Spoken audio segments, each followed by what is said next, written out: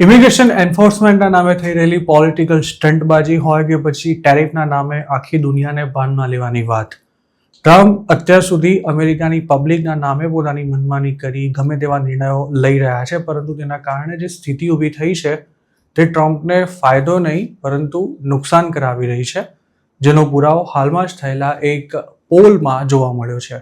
રોયટર્સ ઇપ્સોસ દ્વારા કરવામાં આવેલા એક પોલમાં જાણવા મળ્યું છે કે ટ્રમ્પે સેકન્ડ ટર્મની શરૂઆત કરી તેના 3 મહિનામાં તેમનું અપ્રુવલ રેટિંગ એટલે કે એક રીતે કહીએ તો તેમની પોપ્યુલરિટી અત્યાર સુધીના સૌથી નીચલા સ્તરે પહોંચી ગઈ છે.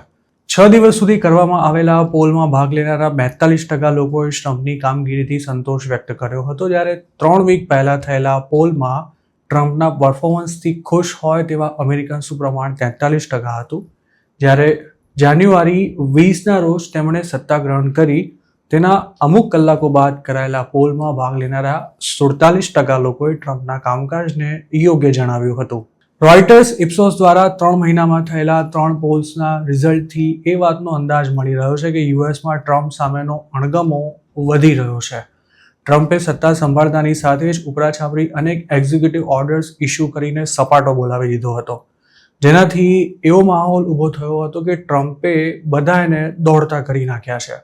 જોકે ધીરે ધીરે લોકોને ખ્યાલ આવવા માંડ્યો હતો કે પ્રેસિડેન્ટ દ્વારા એક્ઝિક્યુટિવ ઓર્ડર પર સહી કરવી એક વાત છે અને તેનો અમલ થવો બીજી વાત છે. ખાસ તો ટ્રમ્પે ઇમિગ્રેશનના મુદ્દે જે કોઈ એક્ઝિક્યુટિવ ઓર્ડર્સ પાસ કર્યા હતા તેમાંના મોટાભાગના ઓર્ડર્સ પર કોર્ટે રોક લગાવી દેતા તેમનો અમલ ટલ્લે ચડી ગયો હતો. મહત્વની વાત એ છે કે બાઇડન પ્રેસિડેન્ટ બન્યા ત્યારબાદ તેમનો પ્રસિદ્ધિનો ગ્રાફ ઘણો ઉપર રહ્યો હતો, જ્યારે ટ્રમ્પ સામે તેમની બીજી ટર્મમાં જે અણગમો જોવા મળી રહ્યો છે તેવી જ સ્થિતિ તેમની પહેલી ટર્મમાં પણ હતી, અને 2021માં ટ્રમ્પ વ્હાઇટ હાઉસ છોડવાની તૈયારીમાં હતા ત્યારે તો તેમનું અપ્રુવલ રેટિંગ ઘટીને 34% પર આવી ગયું હતું. આ પોલમાં એવું પણ જાણવા મળ્યું હતું કે અમેરિકન યુનિવર્સિટીઝને ડોનાલ્ડ ટ્રમ્પ પોતાના જણાવ્યા અનુસાર કામ ન કરવા બદલ જે સજા આપી રહ્યા છે તેનાથી પબ્લિક નારાજ છે. આ પોલમાં 4306 લોકોએ ભાગ લીધો હતો, જેમાં 83% લોકોએ એવું જણાવ્યું હતું કે અમેરિકાના પ્રેસિડેન્ટે ફેડરલ કોર્ટના આદેશને માનવો જ પડે. આ મામલો માસ ડિપોર્ટેશન સાથે સંકળાયેલો છે, જેમાં કોર્ટ સરકારની રોજે રોજ ઝાટકણી કાઢી રહી છે, પરંતુ ટ્રમ્પ કોર્ટ અને જજો પર પોતાના કામકાજમાં અડચણ ઊભી કરવાનો આરોપ લગાવી રહ્યા છે. જોકે અમેરિકાની પબ્લિક ટ્રમ્પની આ દલીલ સાથે સંમત નથી લાગી રહી. નવાઈની વાત એ છે કે આ પોલમાં પાર્ટિસિપેટ કરનારા 73% રિપબ્લિકન્સનું પણ એવું માનવું હતું કે પ્રેસિડેન્ટે કોર્ટના આદેશને માન આપવું જોઈએ.